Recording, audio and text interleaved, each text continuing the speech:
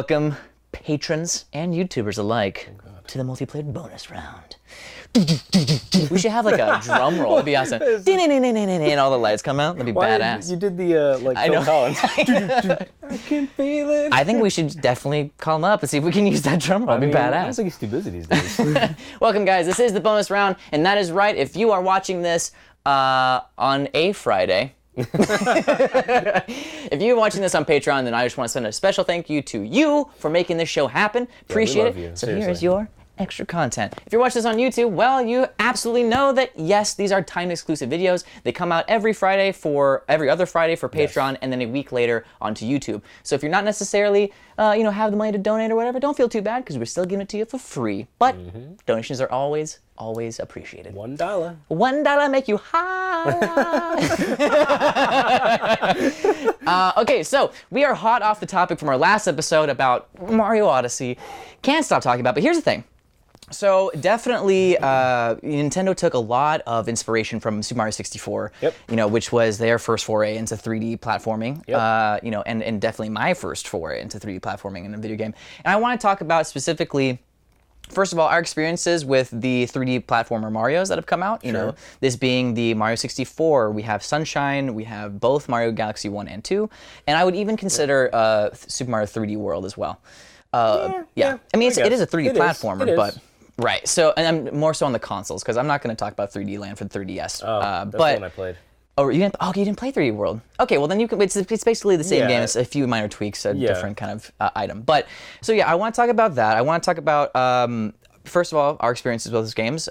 Which ones were your favorite, or which ones stuck with you the longest, and then we'll kind of get into a bit about how it has affected Mario Odyssey or how it has changed and evolved. So, your experience with Mario 3D platformers. All right, so first Mario 3D platformer I ever played was the first one that came out, 64. Nice.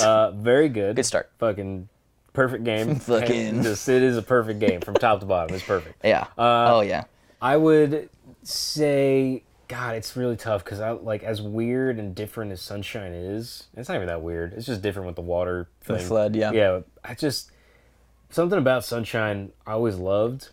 But there's also an aspect that I hated, and this is just me specifically, because the disc that I've had since I was a child, I think there's something wrong with it because I can't get one blue coin. Yeah. One of the blue coins, the game freezes whenever I try and get it. So I'll never be able to 100% that game. So that's not any fault of the game. No, not at all. But no, it's like those two games, and then Galaxy is just phenomenal because it's amazing how they got that camera to just be as smooth as it is. Sure. But if I had to pick a favorite, 64. I'm inclined to agree with you there too. I mean, each game does have its own unique mechanics, and it definitely utilizes that generation's console. Totally. But my first like truly mesmerizing experience with a video game, I think, was definitely Super Mario 64. Yeah. And walking into that castle for the first time and hearing that message that Bowser prompts, and like going, and just like the omnipotence or of omniscience. Of his presence just kind of being around. It's very much akin to like Banjo-Kazooie's Gruntilda. But putting that aside, that was my first foray into 3D platformers, and I loved it. I got really hooked, and just the whole hub world situation, which then they didn't bring again into Sunshine, but then added the new flood mechanic and everything. Yeah. I really appreciate the hub worlds of those games, and just a lot of fun to explore around. It just really gives you that feeling of exploration. Yeah, and it gives you like a home base kind of, there's not necessarily an objective here, but you can get stuff just by exploring, but there's no it's not like where to go, or it's not like there's a certain mission, or like there are necessarily enemies.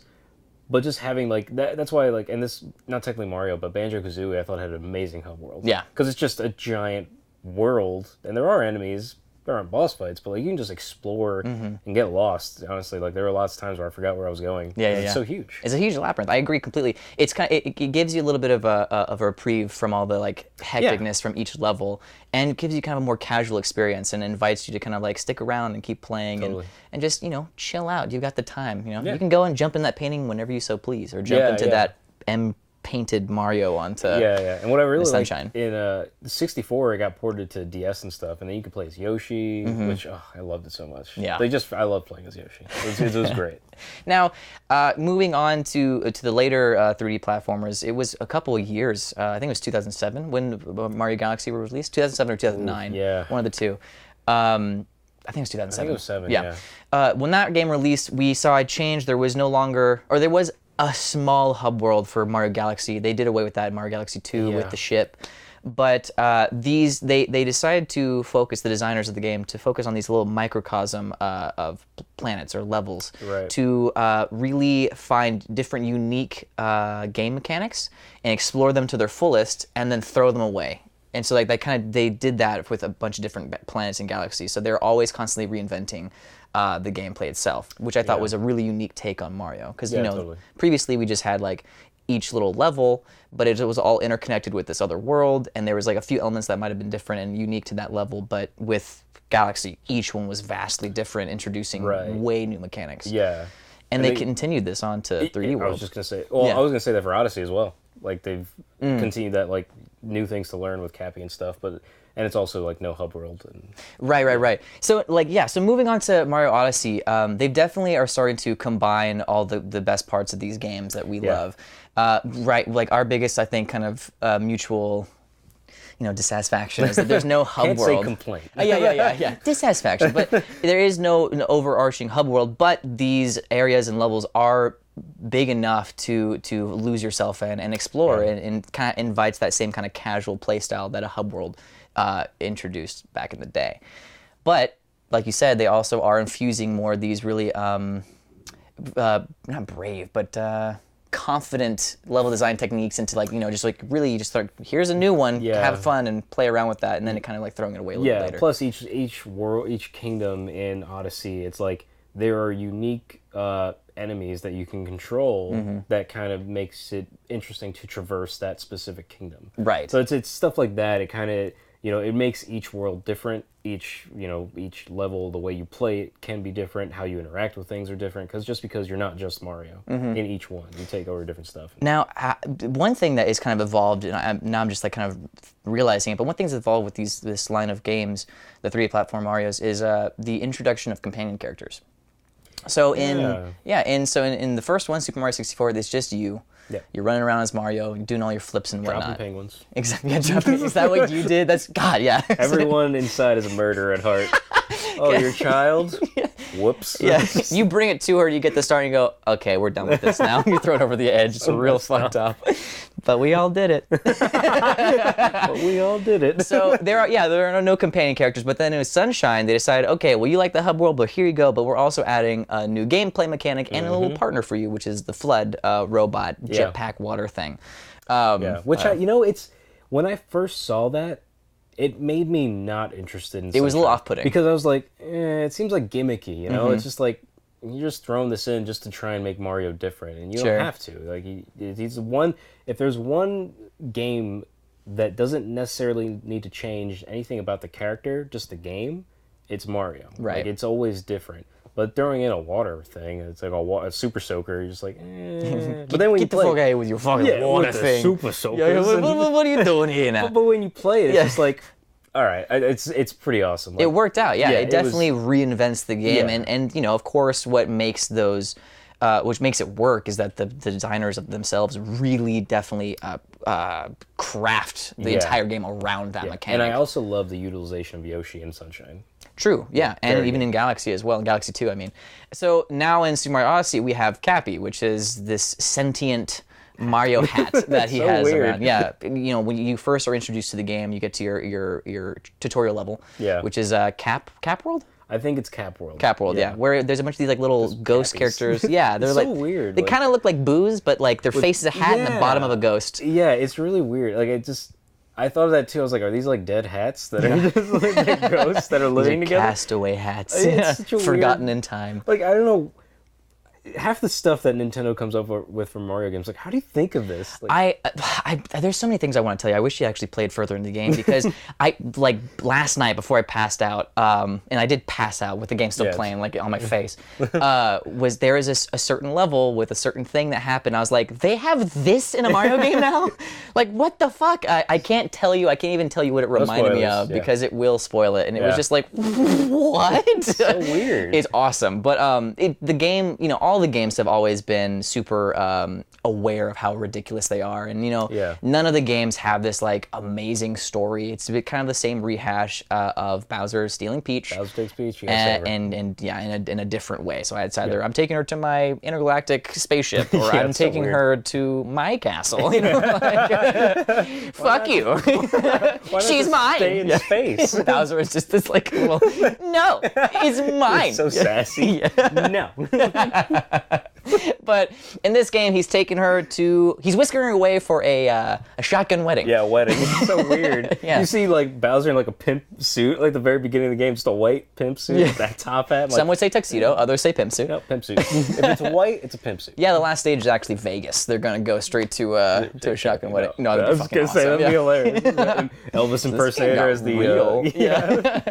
No, so yeah, he's whisking her away to different kingdoms to acquire a different piece necessary for their wedding. So like one of the kingdoms, they have to steal this like this coveted dress, like in the lake world, or they're stealing a cake from somewhere else. I can't tell you where these things are. Right. But the only one I've seen so far, because I've only done like 2 levels because I just got it and I've been sleeping from work. The ring that thing. So the binding ring in the desert world, which is like to bind 2 souls and forever, which is about a wedding ring. But but here's the thing.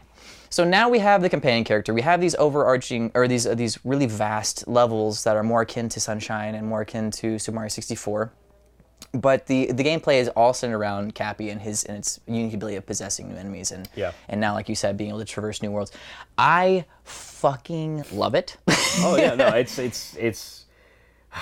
Well, what I love most is also the customization of you can make Cappy into different hats. You can buy them. Like, you can make him a cowboy hat, make him a sailor hat, a little, and actually Zack tweeted a really cool picture where you look. It's like, God, that game. It's just like he was in this level. I haven't been there yet, but it's raining. There's a full moon. Oh, it's New Dunk City. I guess maybe, but like he's like dark colors and it's kind of black and white and it like almost looks like Batman. I was like, Jesus, in Mario, like it's so cool. What is this game? It's so cool though, like, and just that's another thing about it. They basically brought Instagram to Odyssey. Yeah, for sure. It's just so cool. And it's a lot of fun, But again, if we're comparing these to the older games, how do you feel it stacks up? Like, do you feel that the earlier iterations of the 3D platformer Marios were better, they did it right, or do you think that this one is like an amalgamation of all the good stuff? I haven't played the whole game yet, so it's hard to, hard to base this off of just playing like 2 worlds.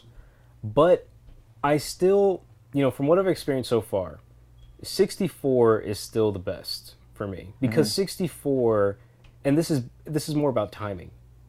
When did 64 come out? 2000 or 1990? The game itself came out in 1996. That's when 64 came out. That's when I got it. I think 95 is when the console. No. It was 96. It was 96. It was released with the game. Yeah, but 64 for that time, doing what they did with an open world 3D platform, which just wasn't done for Nintendo. Or Mario. Yeah. It's incredible, and like the things you can do with that game, how big that game is for a 64 game, it's phenomenal, and like. There are secrets in that game that are just...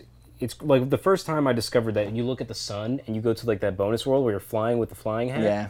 It blew my mind. I was like, I never would have thought of just looking up at the sky, but like I looked at that platform, and I was like, what is this? And I looked down, and I looked up, and I was just transported. I'm like, what's happening? It's like a UFO, like flying through.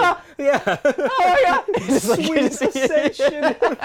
But like, that kind of stuff. But that game to me is like it's and it stood the test of time. You can play that game now and be like, this is just amazing. And I did. I actually, it's gearing up for Super Mario Odyssey. I was like, I have to put it, plug up my 64 and play Super Mario 64. And I did. Now, I started a new game, and you can fly through that game. Yeah. Or at least I can at this point. I played that game many fucking times. I could just like through all the levels. But it is true. Like going back and re-experiencing it, it's for me, it wasn't as strong as like when I used to play it when I was younger. Like I start to see the faults of the game now a little bit more. Well, there were limitations at the time. Of course, exactly, and you can't really, That's what I'm saying. Grain of salt.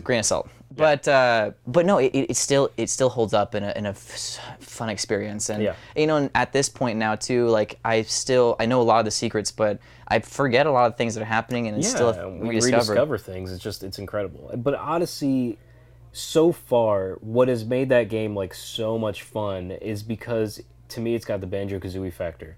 You can transform into different things. Yeah. You can become other things that are tailored specific to that world so that you can traverse it well and you can beat it more easily. Like, and to me that's like, I love that aspect of a game. That's why I love Banjo-Kazooie and Tooie, when you can transform and you don't have to necessarily be the bear and the bird to beat the level. You can be something else. That's why I love Odyssey. I do too. I do too. There's one thing though that I'm not a huge fan of. I love the character, but I don't love its purpose. In Odyssey, every level has 2 characters, NPCs, that give you hints. Yeah. You can either pay a toad 50 coins to give you a hint, or you can talk to a parrot, and the parrot's animation, the way it talks to you, is fucking hilarious. Yeah, I love that parrot. But that's what I kind of wish. I know they're trying to make this for a more bigger. They're casting a wider net for all ages to play this game, but they didn't necessarily do that in Mario 64. And here's an example that I actually ran into when I was playing that game recently.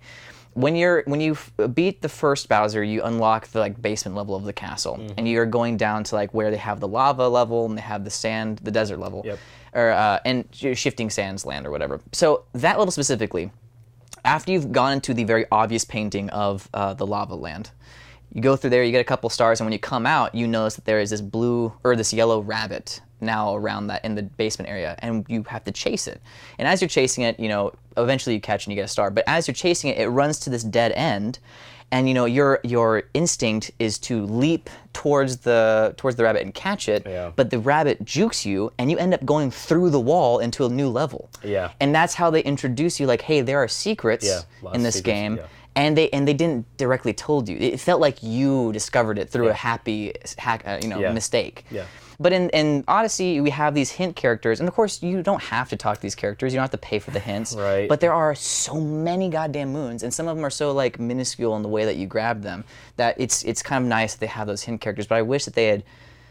I guess there's not really any simple way to be I wish they just been able to teach us how to find these things without. And that's the thing you brought up in our last episode that we just talked about. Quantity over quality. There's one detriment to Odyssey. It's just that there are so many damn moons. It's just they felt I guess they had to at a point all right, we got 800 of these things. Let's just have a little toad be hey, you want help finding that last one? Because I know you've looked around the stage for the past 2 hours, can't find it. That should be on the back of the boxes. There are so many damn moons. And then fucking this emoji, yes, bummer. Have fun. But it's it's the same thing with the Korok seeds in Zelda. It's just it's that quantity over quality mentality. It's all right, Nintendo, I got it. There's a lot of them, but you put them in a way where there's not a fun, discoverable, method of finding them. Where it's you spend 2 hours on a stage, and you're just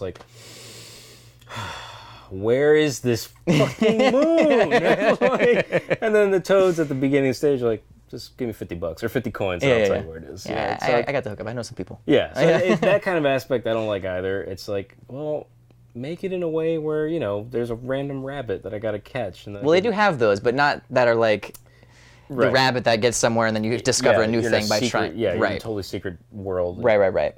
Now, of course, these are optional gameplay elements, in the same way that when you were really shitty in 3D or 2D world or 3D land or 3D world, 2D world. If you're really dumb and you died a bunch, they will give you that little box, that item box that gives you invincibility to Nuki suit.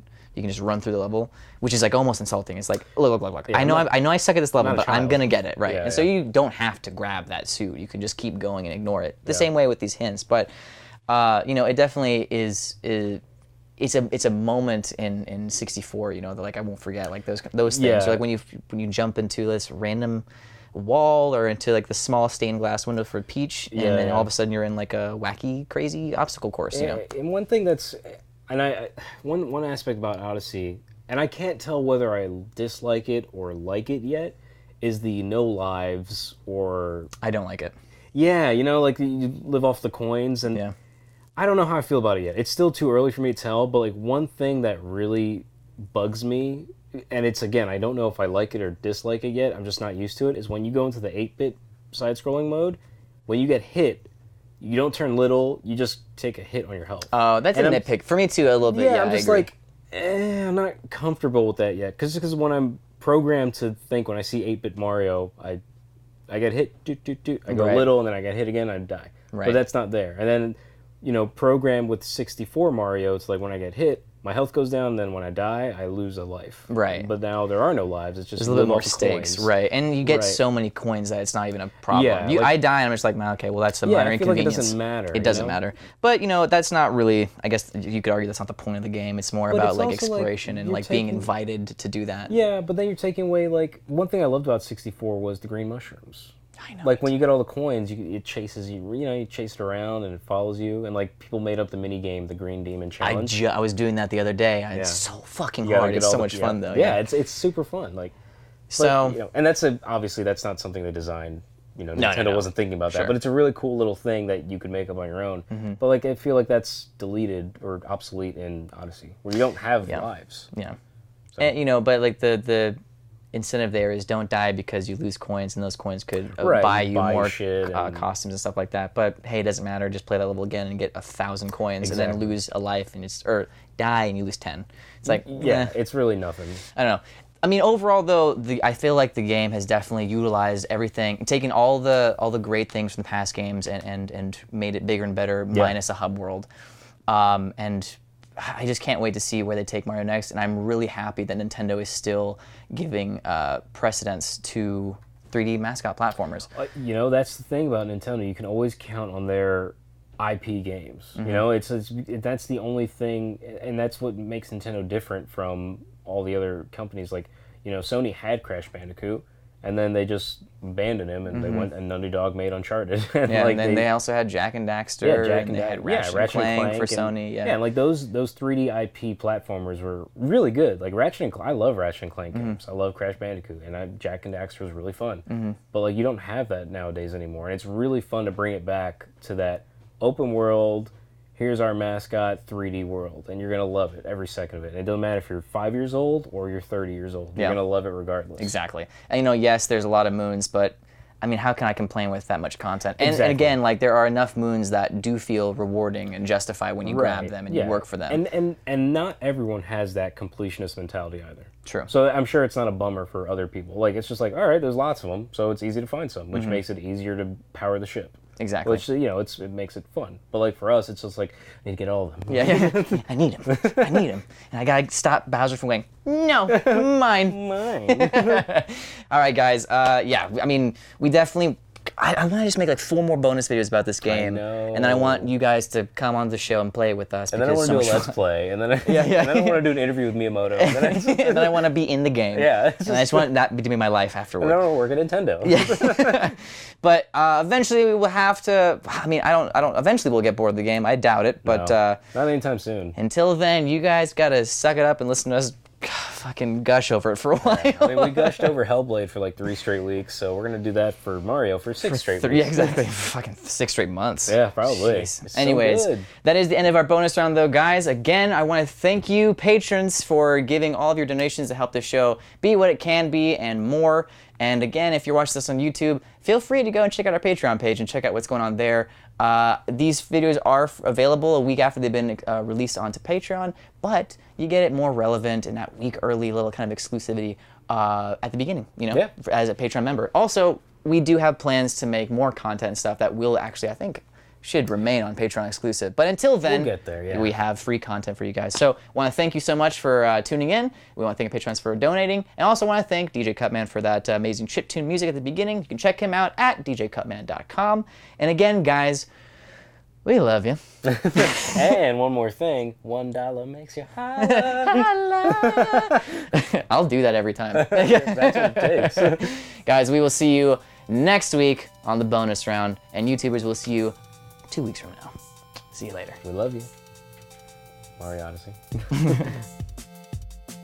On behalf of Multiplayer, Mario would like to send a special thank you to Jaden Lawrence, Arturo Mendera, Mercedan Kroll Pitaru, and Mario Dorado. Thank you so much for watching.